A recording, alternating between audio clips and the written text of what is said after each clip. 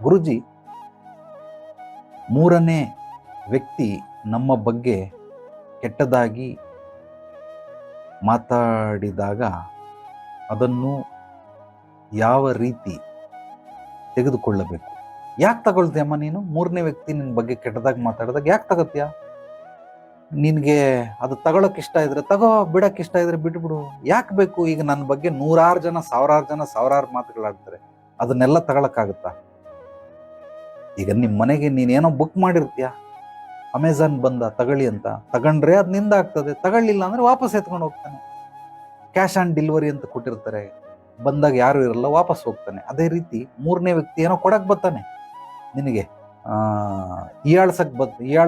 ಹೀಯಾಳ್ತನನ ಕೊಡ್ತಾನೆ, ನೆಗೆಟಿವಿಟಿನ ಕೊಡ್ತಾನೆ, ನಕಾರಾತ್ಮಕವನ್ನ ಕೊಡ್ತಾನೆ, ನಿನಗೆ ಅವಮಾನವನ್ನ ಕೊಡ್ತಾನೆ. ಯಾಕೆ ತಗತ್ಯಾ? ತಗೊಳ್ಳೋ ಅವಶ್ಯಕತೆ ಇಲ್ಲ. ನೀನು ಅದನ್ನ ಗಮನಿಸೋದು ಬಿಟ್ಬಿಟ್ಟು ನಿನ್ನ ಜೀವನದಲ್ಲಿ ಏನಾಗಬೇಕು, ಏನ್ ಮಾಡಬೇಕು ಅದನ್ನು ಗಮನಿಸು. ಖಂಡಿತವಾಗ್ಲೂ ಅದ್ಭುತವಾಗಿ ಬರ್ತದೆ.